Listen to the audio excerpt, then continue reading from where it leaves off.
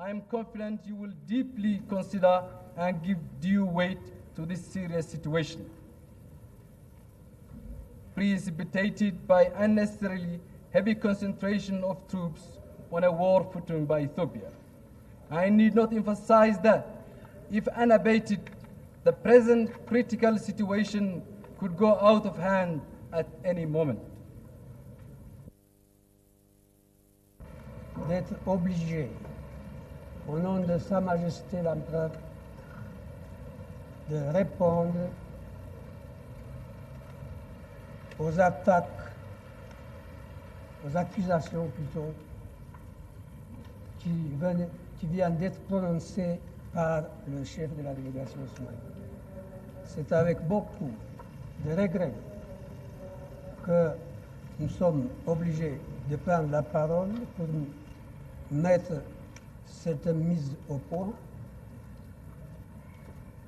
Mais le chef de la délégation de la Somalie ne nous a pas laissé d'autres alternatives. Je serai très bref. Je vais simplement au fait. Monsieur le Président, il y a 10 ans, exactement, dans cette même salle, au moment de la signature de la charte, l'Éthiopie a été l'objet d'accusations, de fausses accusations, par le chef de la délégation de la Somalie. À cette date, c'était moi-même, tout en m'excusant, que j'ai été obligé encore de répondre.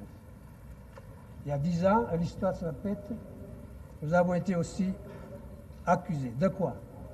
Premièrement, que nous avons mobilisé nos troupes, que nous avons massé de troupes à la frontière de la Somalie.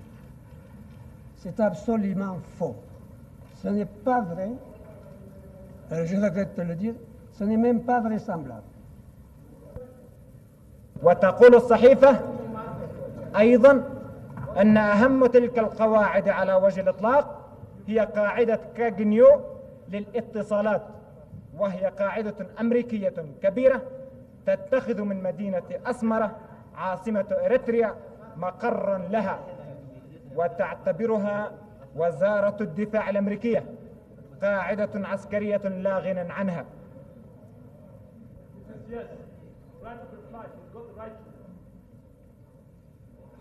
I must apologize to the very eminent men in this conference room, and I regret that the occasion arose for me to exercise the right of reply of my delegation in connection with the insults that has been heaped by the representative of Libya upon my government and people. Mr. Chairman, I am not here to respond to his proposal that this organization be moved to another headquarters, to another city. That's up to us, up to the Assembly of Heads of State and Government, who, through a unanimous decision, have made the decision to locate this organization in Addis Ababa. There are some things which the government of Libya must understand. Africa is not for sale. We are independent from sovereign states.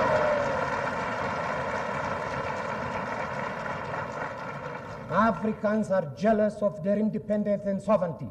No matter how wealthy Libya is, that means nothing for us, and you cannot buy it.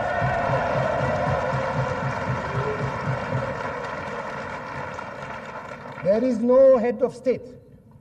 There is no representative of an African government in this room that's prepared to accept dictation from Libya. You better learn that.